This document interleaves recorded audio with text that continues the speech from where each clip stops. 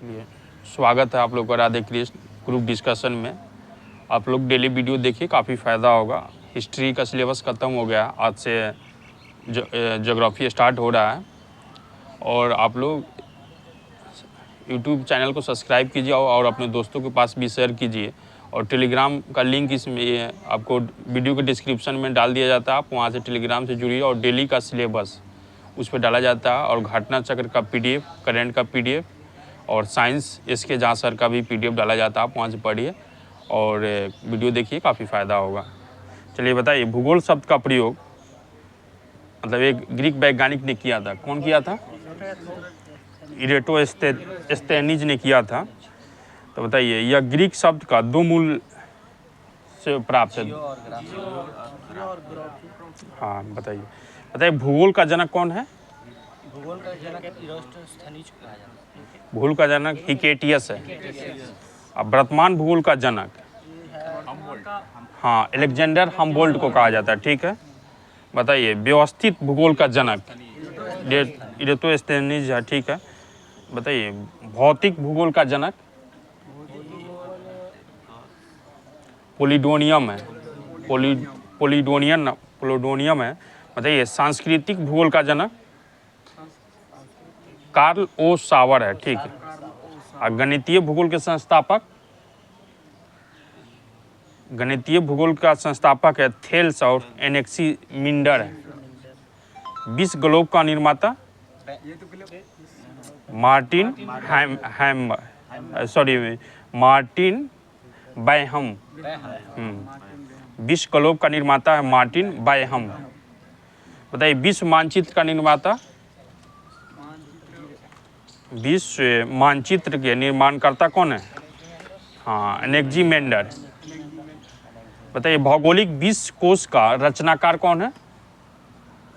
स्ट्राबो है। बताइए भूगोल के कुछ परिभाषा है, बताना है कि आपको किस वैज्ञानिक ने दिया है। जैसे भूगोल पृथ्वी की झलक को स्वर्ग में दिखाने वाला अभ्यारण्य विज्ञान है। किसने कहा था? कैडेलियम टॉलमी कहा था।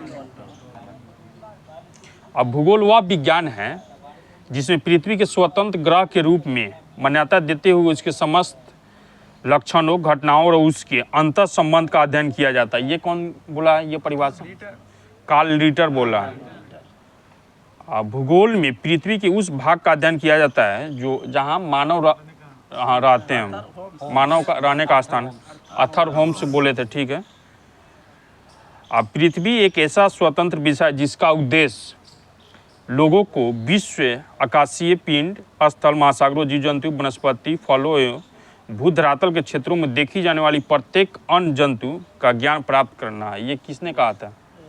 स्ट्रैबो बोले थे। बताइए ब्रह्मांड की उत्पत्ति संबंधी कुछ सिद्धांत है, तो आपको बताना है कौन ये। जैसे महाविस्फोटक सिद्धांत, इसी को बिग बैंग थ्योरी बोलते हैं। कौन दिए थे ये? ठीक है, जॉर्ज लेमेंथियर दिए थे। ठीक है, बताइए ये समयावस्था या सतत सृष्टि सिद्धांत या स्थिर अवस्था की संकल्पना का सिद्धांत किसने दिया था? ना, ये थॉमस गोल्ड और उनके साथ एक और दिए थे, हर्मन बॉडी दिए थे। ठीक है, दोलन सिद्धांत बताइए किसने दी? ठीक है, डॉक्टर एलन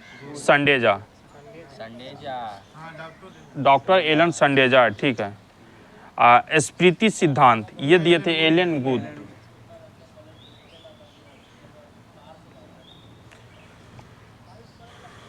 बताइए भूवैज्ञानिक समय में सबसे बड़े खंड को क्या कहते थे?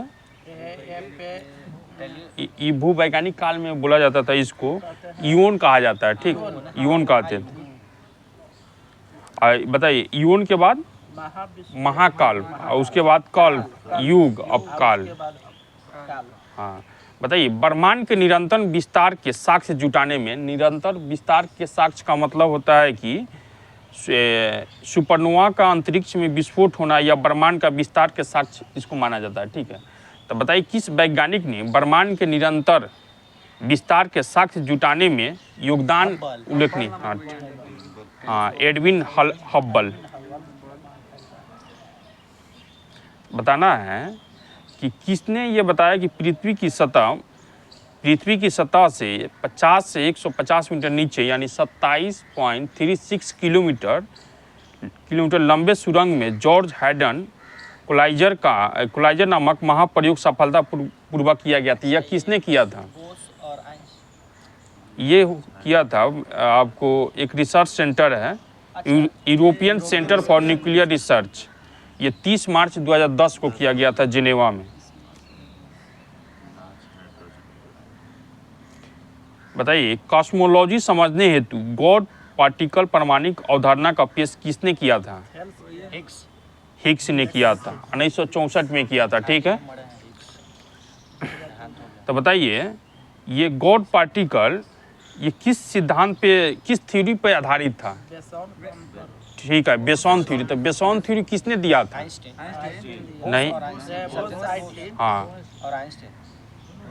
हाँ, भारतीय वैज्ञानिक सत्येंद्र बोस ने बोसन थ्योरी दिए थे। ठीक है, बताइए ब्रह्मांड का व्यास कितना होता है? कितना प्रकाश वर्ष होता है? हाँ, 10 के पावर 8 प्रकाश वर्ष होता है। बताइए ब्रह्मांड में अनुमानतः कितने अरब मंदाकिनी है? अब प्रत्येक मंदाकिनी में अनुमानतः कितने तारे हैं? 100 अरब तारे हैं। बताइए तारों का एक ऐसा समूह जो धुंधला सा दिखाई पड़ता है, ठीक है, तथा जो तारा निर्माण प्रक्रिया की शुरुआत का गैस पुंज है, इसे क्या कहते हैं? मंदाकिनी कहते हैं इसे। हाँ, गैलेक्सी या मंदाकिनी कहते हैं। बताइए हमारी पृथ्वी की अपनी एक मंदाकिनी है जिसे क्या कहते हैं? नहीं, दूध मेखला या आकाश गंगा, उसी को मिल्की वे भी कहते हैं।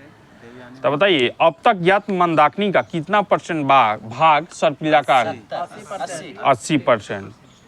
तो बताइए मंदाकिनी को सबसे पहले किसने देखा था? गैलीलियो ने देखा था। ठीक है, बताइए आकाश गंगा की सबसे नजदीकी मंदाकिनी जिसका नाम देवयानी, ठीक है, नाम से जाना जाता है। ठीक है, बताइए नवीनतम ज्ञात मंदाकिनी कौन है? उसका नाम ड्वार्फ मंदाकिनी है। ठीक है, बताइए ये जो निहारिका होता है इसका कुछ प्रकार है। ठीक है, तो निहारिका का 4 प्रकार है। ठीक है, उत्सर्जन निहारिका, परावर्तन निहारिका और श्याम निहारिका और एक है ग्रहीय निहारिका। तो बताइए झील निहारिका ये किस निहारिका का उदाहरण है? हाँ ठीक है, हाँ उत्सर्जन निहारिका का ये उदाहरण है। जैसे यह उत्सर्जन निहारिका जो होता है ये सबसे सुंदर और रंग बिरंगे होती है। ठीक है, ये बन रहे तारों को प्रकाशित करती है, जैसे चील हो गया, झील हो गया, निहारिका हो गई है।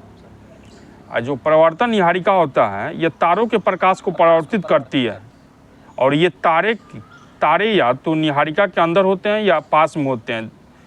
जैसे उदाहरण के लिए आपको प्लेडेस निहारिका। चलिए आइए सौरमंडल के बारे में बताइए। सूर्य के चारों ओर चक्कर लगाने वाले विभिन्न ग्रह, क्षुद्र ग्रह, धूमकेतु, उल्काओं तथा अन्य आकाशीय पिंडों के समूह को क्या कहते हैं? सौरमंडल, सोलर सिस्टम। ठीक है, बताइए सौरमंडल में सूर्य का प्रभुत्व है। तो बताइए सौरमंडल का समस्त ऊर्जा का स्रोत क्या है? सूर्य है। बताइए सौरमंडल से बाहर बिल्कुल एक जैसे दिखने वाला जुड़वा पिंडों का एक समूह है, उसका नाम बताइए। प्लेनेमस। बताइए हमारी मंदाकिनी दूध मेखला के केंद्र से लगभग कितने प्रकाश दूरी पे? 30,000 ठीक प्रकाश वर्ष की दूरी पे। ठीक है, बताइए ये जो दूध मेखला है मंदाकिनी के केंद्र के चारों ओर कितना किलोमीटर की गति से चक्कर काटता है? हाँ 250 किलोमीटर की गति। हाँ सूर्य मतलब दूध मेखला के।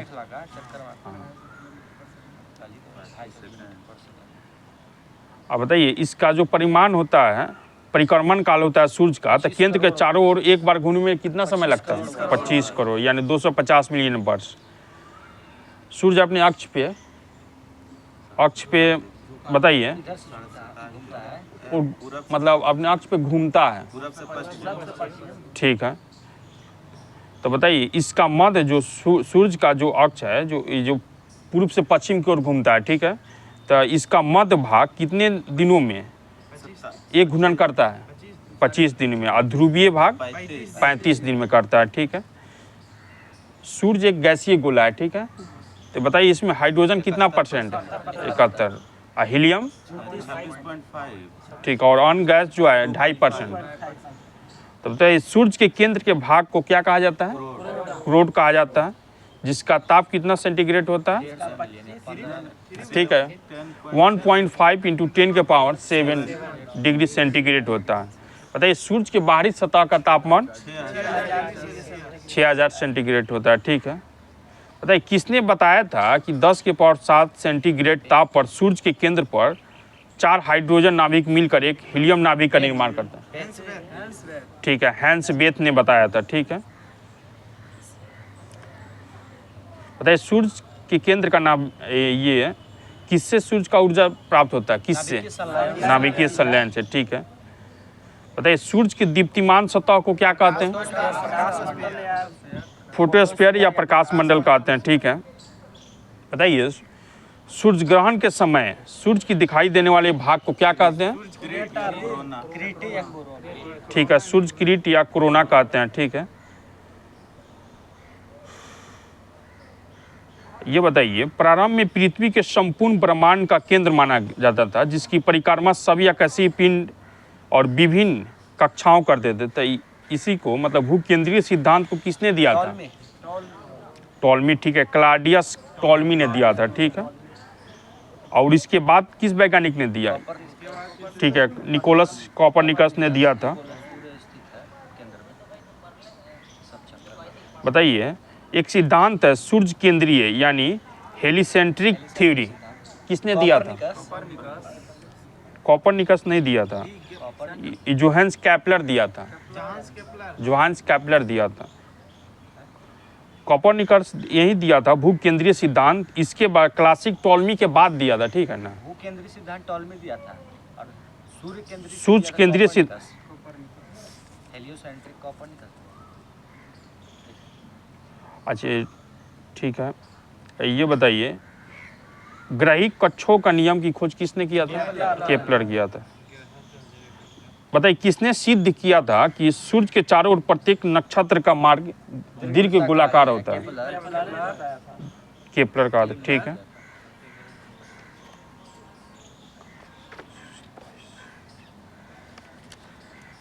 स्टॉप कर, चलिए चलिए बताइए पर्यावरण संरक्षण अधिनियम 1980 का है, 1986 का, ठीक है। वन संरक्षण है। आई देखिए पर्यावरण का पर्यावरण को कितने भाग में बांटा गया है? दो भाग में। हाँ, एक होता है पर्यावरण प्राकृतिक पर्यावरण, एक होता है मानव निर्मित पर्यावरण। तो बताइए प्राकृतिक पर्यावरण क्या होता है? हाँ, स्थल मंडल, जल मंडल, वायुमंडल, ये सब जौ मंडल, ये सब प्राकृतिक पर्यावरण में हो जाएगा, ठीक है।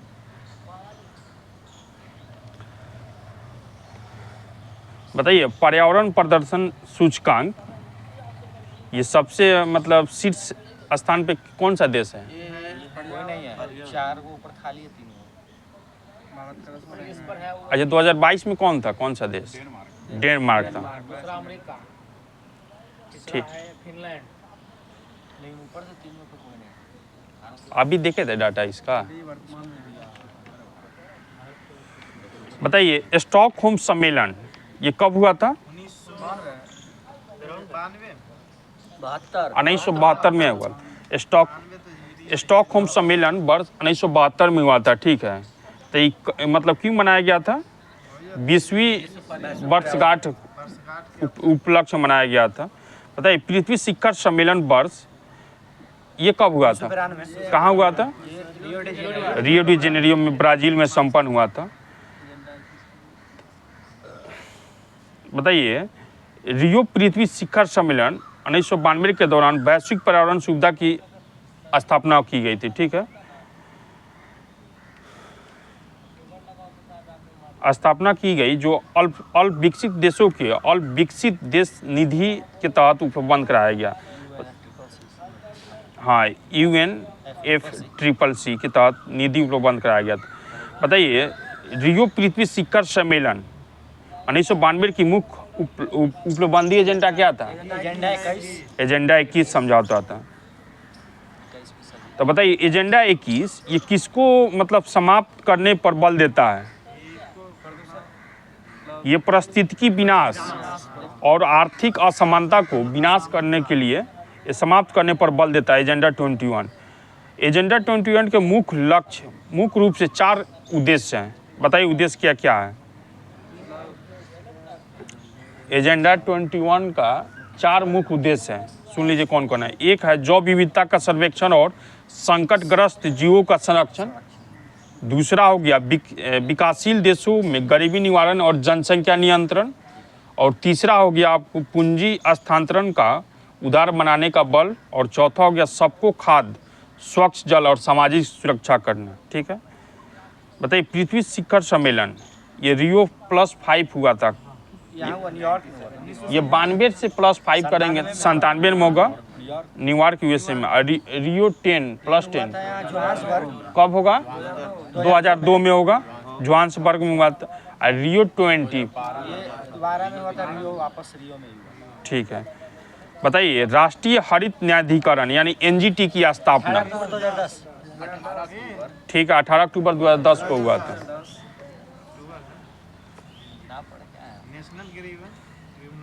हाँ बताइए संयुक्त राष्ट्र के प्रथम मानव पर्यावरण सम्मेलन ये कब हुआ था, कहाँ हुआ था? वही स्टॉकहोम में। स्टॉकहोम कब हुआ था? 72 में। 72 में हुआ था।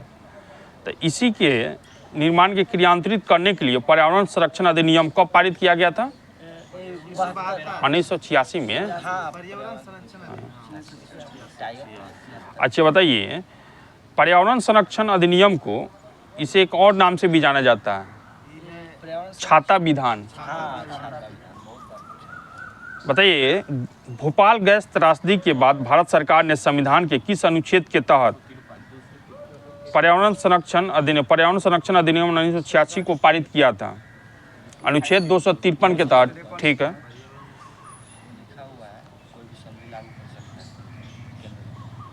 अच्छा बताइए ऐसे भारतीय उत्पाद जो पर्यावरण के प्रति मैत्रीपूर्ण होंगे, ठीक है, जिसे इको मार्क प्रमाण पत्र दिया जाता है। तो बताइए इको प्रमाण पत्र कब से दिया जाता है? 95 कब बताइए कब? 1991 से। बताइए पर्यावरण में पहला वैश्विक शिखर सम्मेलन 1972 में हुआ था, ठीक है, में आयोजित किया गया था, स्टॉकहोम अंतर्राष्ट्रीय सम्मेलन था। बताइए राष्ट्रीय हरित न्यायाधिकरण अधिनियम 2010 भारतीय संविधान के अंतर्गत ये है। तो बताइए ये राष्ट्रीय हरित न्यायाधिकरण अधिनियम 2010 भारतीय संविधान के अंतर्गत दिए गए नागरिकों को स्वच्छ पर्यावरण में रहने के अधिकार है। जो जीवन के अधिकार किस अनुच्छेद में अंतर्निहित के अनुरूप है? अनुच्छेद, हाँ ठीक है, अनुच्छेद 21 में। तो इस देश के इस अधिनियम के द्वारा देश में एक राष्ट्रीय हरित न्यायाधिकरण का गठन किया गया था 2010 नेशनल ग्रीन ट्रिब्यूनल। बताइए यूएनईपी का बताइए क्या होता है? United nations environment programme. ठीक है, संयुक्त राष्ट्र पर्यावरण कार्यक्रम। ठीक है, तो इसकी स्थापना कब हुआ था? ये 1972 कहाँ हुआ था? स्टॉकहोम। और इसका मुख्यालय कहाँ पे? नैरोबी, केन्या में। ठीक है, और नीरी का बताइए नीरी नागपुर। कब हुआ था स्थापना? नीरी की ठीक है, नीरी की स्थापना 1958 नागपुर में हुआ। नीरी का मतलब राष्ट्रीय पर्यावरण अभियांत्रिक शोध संस्थान। नीरी के कितने क्षेत्रीय प्रयोगशाला है? 5 है। दिल्ली, मुंबई, चेन्नई और कोलकाता, हैदराबाद। नीरी का स्थापना करने का उद्देश्य क्या था बताइए? पर्यावरण के लिए कुछ अनुसंधान, वाटर सप्लाई, सीवरेज प्लांट, औद्योगिक प्रदूषण से संबंधित बीमारियों को रोकथाम के लिए शोध और विकास हेतु कार्य करना। ठीक है, बताइए यह किस मंत्रालय का अधीन आता है? नीरी या विज्ञान और प्रौद्योगिकी मंत्रालय भारत सरकार का अधीन है। बताइए राष्ट्रीय पर्यावरण प्राधिकरण यानी NEA, हाँ इसका पूरा नाम है राष्ट्रीय अपीलीय प्राधिकरण। तो इसकी स्थापना कब हुआ था? 1997 में हुआ था। राष्ट्रीय पर्यावरण प्राधिकरण की स्थापना 1957 में हुई। ये किस मंत्रालय के अधीन है? राष्ट्रीय पर्यावरण, ठीक है, राष्ट्रीय अपीलीय, ठीक, इसका पर्यावरण मंत्रालय का अधीन है, ठीक है। बताइए विश्व मौसम विज्ञान संगठन यानी WMO, इसकी स्थापना बताइए, ये कब से अस्तित्व में आया यह संगठन? हाँ बोलिए। 17 मार्च 1951 से आया, ठीक है। इसका मुख्यालय कहाँ पे है? जिनेवा में है। इसका मुख्य कार्य पृथ्वी के वायुमंडल की दशा और व्यवहार का अध्ययन करना है, ठीक है। बताइए पर्यावरण संरक्षण एजेंसी यानी इन्वायरमेंट प्रोटेक्शन एजेंसी EPA, इसकी स्थापना कब हुई थी? 2 दिसंबर 1970 को हुआ था। संयुक्त राज्य अमेरिका की संघीय एजेंसी ने किया था इसकी स्थापना। इसका संबंध क्या है बताइए? इसका संबंध मानव स्वास्थ्य और पर्यावरण संबंधी नियमों के निर्माण और प्रवर्तन के लिए, ठीक है। बताइए गैर सरकारी पर्यावरण संगठन यानी ग्रीन पीस इंटरनेशनल का मुख्यालय कहाँ पे है स्थित है? नीदरलैंड में है, एम्स्टर्डम में है, नीदरलैंड में है। इसका कार्यालय कितने देशों में स्थापित है? 55 देशों में। बताइए संयुक्त राष्ट्र पर्यावरण कार्यक्रम यानी यूनाइटेड नेशन इन्वायरमेंट प्रोग्राम, इसकी स्थापना मुख्यालय नैरोबी केन्या में। बताइए मानव पर्यावरण संबंधी अवधारणा है, जैसे आपको नीतिवादी अवधारणा, ये किसने दिया था? F. रेटलिज ने, मतलब F. रेटलिज ने मानव पर्यावरण संबंधी नीतिवादी अवधारणा को जन्म दिया था, ठीक है।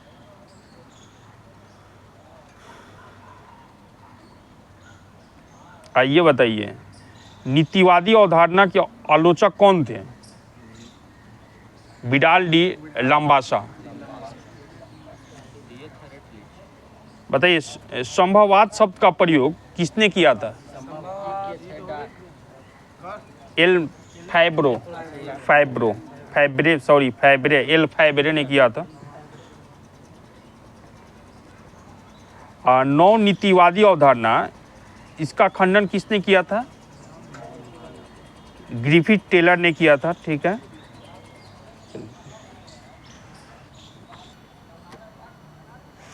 बताइए बैरोमीटर से क्या करते हैं हम लोग? वायु दाब मापते हैं। बताइए कैलिपर्स से बताइए, इसके द्वारा क्या करते हैं हम लोग? हाँ, इसके द्वारा बेलनाकार वस्तु के अंदर और बाहर के व्यास मापते हैं। कैलिपर्स से गोलीय वस्तु का अंदर का और बाहर का व्यास मापते हैं।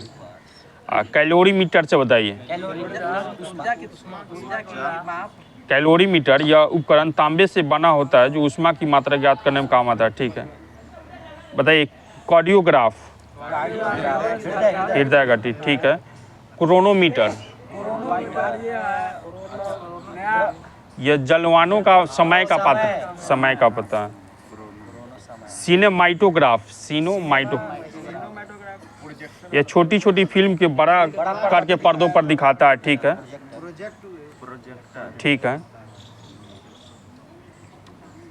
एक्यूमुलेटर बताइए, इससे क्या करते? हाँ, ये उपकरण के द्वारा विद्युत ऊर्जा का संग्रह किया जाता है और विद्युत की आवश्यकता पड़ने पर काम में लिया जाता है, ठीक है। एरोमीटर बताइए। हाँ ठीक है, नहीं, ये इस उपकरण से वायु गैस का भार घनत्व ज्ञात किया जाता है, ठीक है। ऑल्टीमीटर बताइए। ऊंचाई किसका? एमीटर, ठीक है। ऑडियोमीटर, ध्वनि की तीव्रता और गति। बताइए ऑडियोफोन। बैरोग्राफ,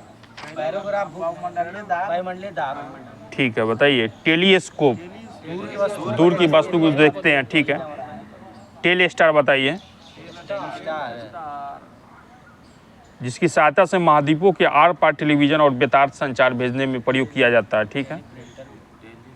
और टेली प्रिंटर बताइए। वही जो सामने पढ़ के बोला। टेली प्रिंटर होता है यह समाचार प्राप्त करने का उपकरण है जिसकी सहायता से स्वयं ही समाचार टाइप होता है। ठीक है। Tele printer.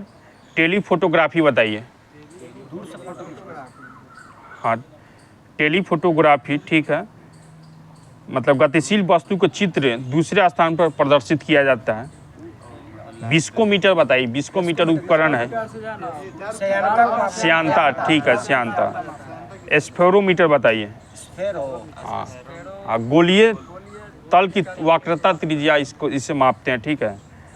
स्पीडोमीटर बताइए।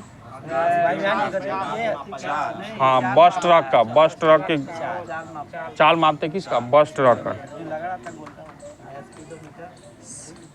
बताइए। सिस्मोग्राफ। पेरिस्कोप। पनडुब्बी का।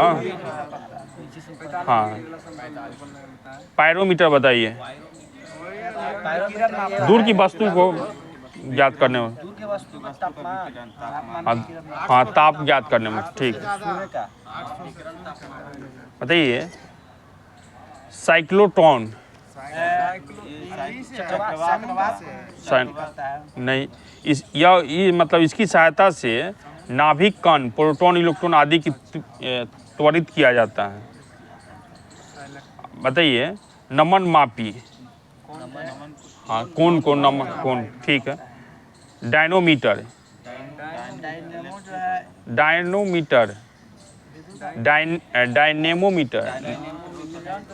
हाँ, इंजन द्वारा उत्पन्न की गई शक्ति को मापने में। बताइए। फायदोमीटर उपकरण से क्या मापते हैं? समुद्र की गहराई मापते हैं। गैल्वेनोमीटर से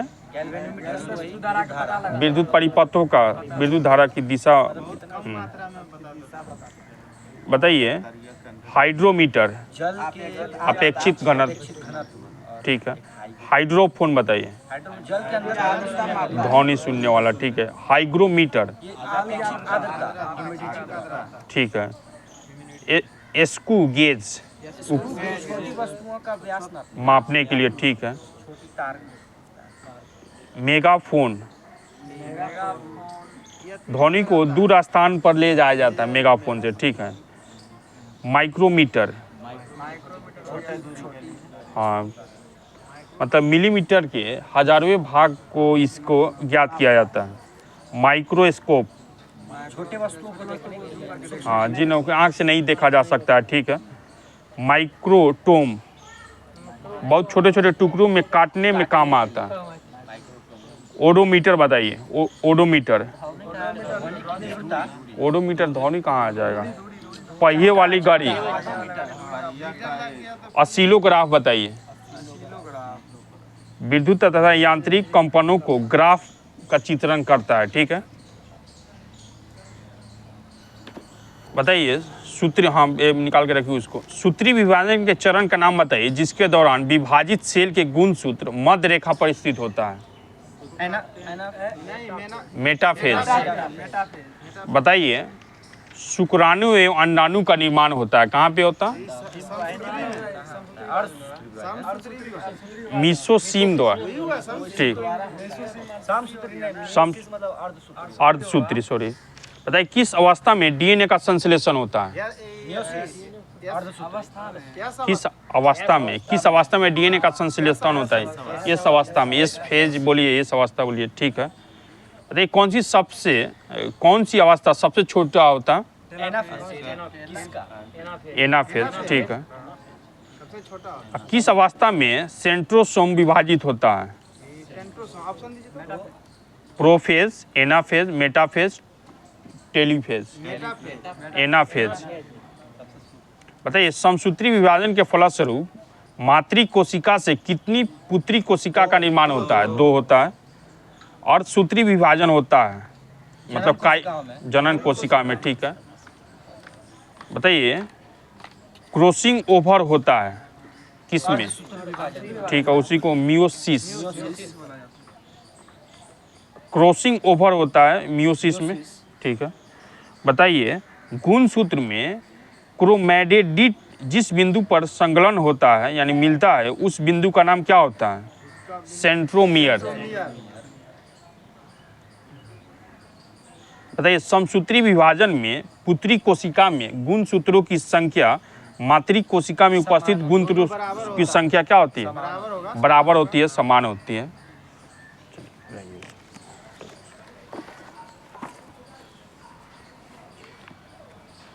बताइए ये जीरोफाइट जो वनस्पति है तो ये बताइए वनस्पति के किस क्षेत्र में मिलता है? ठीक है, उष्णकटिबंधीय मरुस्थलीय क्षेत्रों का वनस्पति है। बताइए ट्रोपोफाइट ये जलीय जलवायु वाली घास और वनस्पति है। मेसोफाइट बताइए ये ठंडा प्रदेश शीतोष्ण कटिबंधीय क्षेत्र की वनस्पति है मेसोफाइट। लिथोफाइट बताइए ये पत्थर पे चट्टान पे कड़ी चट्टानों पर उगने वाली वनस्पति लिथोफाइट। बताइए दलदली एवं भूमध्य रेखीय उष्ण आर्द्रता वाली वनस्पति का नाम बताइए। हेलो हाइड्रो हाँ हाइग्रोफाइट। हाइग्रोफाइट और जल प्लावित क्षेत्र की वनस्पति हाइड्रो। ठीक है, बताइए एशिया में किस जगह मतलब सर्वाधिक तापमान है? आपको मित्री वाहु कुवैत में पड़ता है, समझ, जहाँ पे 53.9 से लेकर मतलब ये उतना होता है 53 डिग्री सेंटीग्रेड होता है। ठीक है, न्यूनतम तापमान एशिया में हाँ बॉस्कोयांश रूस है और सर्वाधिक वर्षण होता है, बारिश होता है कहाँ पे? ठीक है, अच्छा कितना बारिश होता है, कितना सेंटीमीटर? 11,872 विश्व में जो सर्वाधिक है। और न्यूनतम वर्षा अदन यमन में एशिया में। बताइए ये अफ्रीका महाद्वीप में सर्वाधिक तापमान कौन से देश में? नहीं, ये किबली एक जगह है जो ट्यूनीशिया में पड़ता है 55 डिग्री सेंटीग्रेड। हाँ किबली ट्यूनीशिया में है। अब बताइए अफ्रीका का है न्यूनतम तापमान देश इम्फ्राने मोरक्को में हो। ठीक है, -23 डिग्री है। चलिए क्वेश्चन बताइए मुख्य कारक जो किसी क्षेत्र के जलवायु को निर्धारित करता है वह है अक्षांश। अक्षांश आपके जलवायु को निर्धारित करता है। बताइए कौन सा पृथ्वी का अधिकतम प्रतिशत क्षेत्र पर फैला हुआ है, यानी शुष्क प्रदेश या आर्द्र प्रदेश या अर्ध शुष्क प्रदेश? शुष्क प्रदेश जो है सबसे ज़्यादा फैला हुआ है। हाँ शुष्क 1/3 भाग पे फैला हुआ है। ठीक, बताइए देशों में से कौन भूमध्य रेखीय जलवायु के अंतर्गत नहीं पाया जाता? ऑप्शन सुन, कांगो, इथोपिया, जायरे, गैबन। ठीक है, बताइए सभी प्रकार के जलवायु कटिबंध ये किस महाद्वीप में है? एशिया में है। कौन सी एक उष्ण कटिबंधीय सवाना प्रदेश जलवायु की मुख्य विशेषता है? बताइए विशेषता बताइए। हाँ निश्चित शुष्क तथा आर्द्र ऋतु होता है। ठीक है, बताइए किस एक नगर में भूमध्यसागरीय जलवायु नहीं पाई जाती है? लॉस एंजल, रोम, न्यूयॉर्क, केप टाउन। न्यूयॉर्क में। ठीक है, चलिए क्वेश्चन है जलवायु चरम है, वर्षा कम है और लोग चलवासी पशुचालक हुआ करते थे। उपयुक्त कथन निम्नलिखित क्षेत्रों से किसका सबसे अच्छा वर्णन है, यानी अफ्रीकी सवाना का या मध्य एशियाई स्टेप का या उत्तरी अमेरिकी प्रेरी का या साइबेरियन टुंड्रा का? नहीं, मध्य एशियाई स्टेप का है।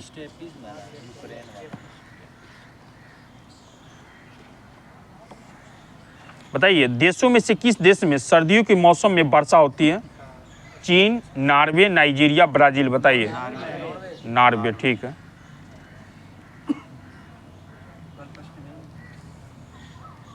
बताइए जलवायु की किस्म और क्षेत्र इसको मिलान करना बताना है आप लोगों को।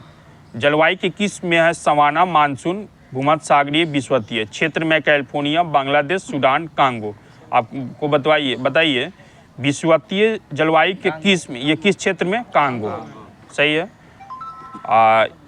भूमध्य सागरीय ये किस क्षेत्र में होगा? कैलिफोर्निया में। मानसून बताइए? बांग्लादेश, सवाना, सूडान मिलान करना था आपको। बताइए भूमध्य सागरीय क्षेत्र में भारी वर्षा कब होती है? दोपहर ठंडी के जाड़े में। बताइए संसार का आर्द्रतम स्थान? मानसीराम कहाँ है? मेघालय। बताइए विश्व का सबसे ठंडा स्थान? विश्व का बारकोयांश ठंडा स्थान विश्व का सबसे बोस्टक है, ठीक है। ये आर्कटिक का बोस्टक जो है सबसे है, लेकिन ऑप्शन के हिसाब से बारकोयांश। ये 3 बार क्वेश्चन पूछा हुआ है। बताइए अत्यधिक गर्म होगा कहाँ पे? हो अत्यधिक ठंडा अंटार्कटिका। अत्यधिक वर्षा, ठीक है। अत्यधिक सूखा चिली। बताइए अल नीनो बनता है, ये कहाँ बनता है? प्रशांत महासागर में, ठीक है।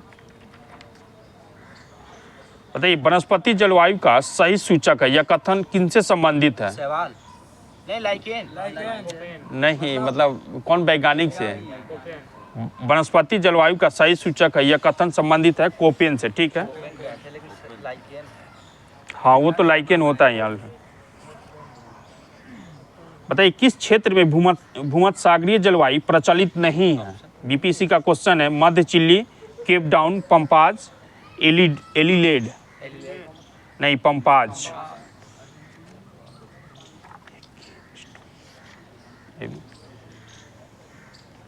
बताइए किस मिट्टी में कोशिका सबसे अधिक प्रभावशाली होती है? चिकनी मिट्टी में होती है, ठीक है।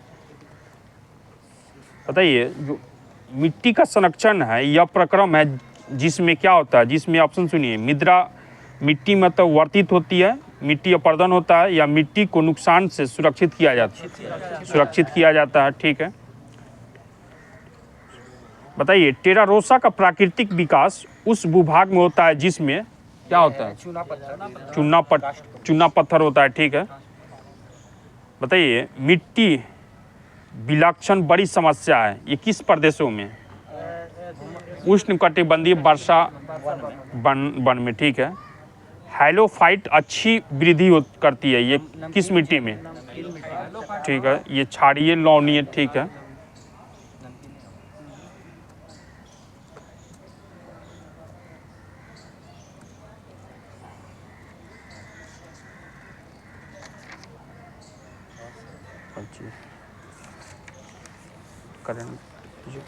चलिए करंट बताइए आप लोग।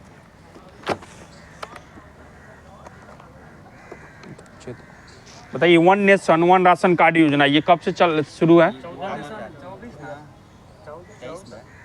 20 में, 1 जून 2020 से। प्रधानमंत्री जनधन योजना बताइए कब से?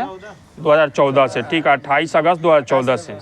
मेक इन इंडिया बताइए 25 सितंबर 2014। स्वच्छ भारत मिशन कब से? डेट बताइए। 2 अक्टूबर 2014। मिशन इंद्रधनुष योजना बताइए 15 दिसंबर 2014। बेटी बचाओ बेटी पढ़ाओ 22 जनवरी 2015, ठीक है।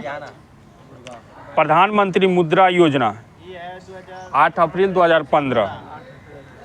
बताइए प्रधानमंत्री सुरक्षा बीमा योजना 9 मई 2015, ठीक है।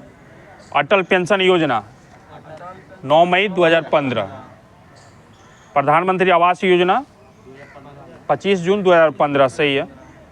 बताइए डिजिटल इंडिया मिशन 2015, 1 जुलाई 2015। बताइए दीनदयाल उपाध्याय ग्राम ज्योति योजना 2015 का है, 25 जुलाई 2015 का है। भारत माला परियोजना ये बताइए किससे संबंधित है? राष्ट्रीय राजमार्ग इनमें से संबंधित है। कब से स्टार्ट हुआ है? 21 जुलाई 2015। वन रैंक वन पेंशन योजना 7 नवंबर 2015। प्रधानमंत्री फसल बीमा योजना 13 फरवरी 2016। 13 फरवरी 2016। स्टार्टअप इंडिया 16 जनवरी 2016। Shyama Prasad Mukherjee national Ruben mission 21 फरवरी 2016।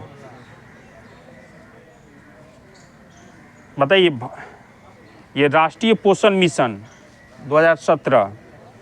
खेलो इंडिया स्कूल गेम्स नहीं, 18 से शुरू हुआ है। वन धन योजना 18 में। पीएम किसान सम्मान निधि योजना 19 में, ठीक है, 24 फरवरी 2019 से। बताइए, पीएम सूर्य घर यानी मुफ्त बिजली योजना कब से लागू है ये? हाँ, 2024, 13 फरवरी 2024। बताइए, पीएम जनमन योजना 15 फरवरी 2023।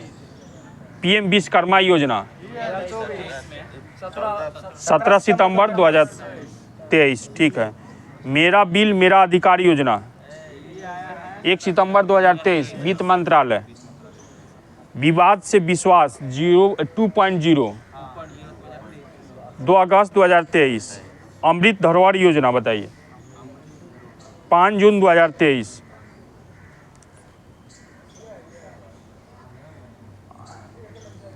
आइए बताइए, डिजिटल शक्ति 4.0 राष्ट्रीय महिला आयोग ने जारी किया है। कब से ये लागू है?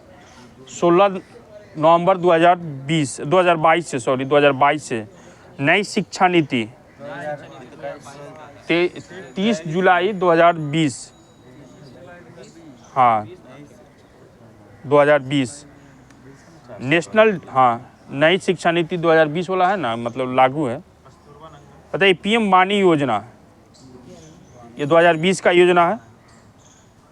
पीएम मित्र योजना 2021 का है। टेक्सटाइल से संबंधित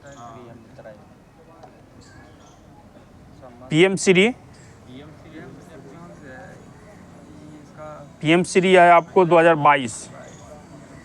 चलिए 23 वाला बताइए सभी। प्रधानमंत्री गरीब कल्याण अन्न योजना बताइए 2023। आरोग्य मैत्री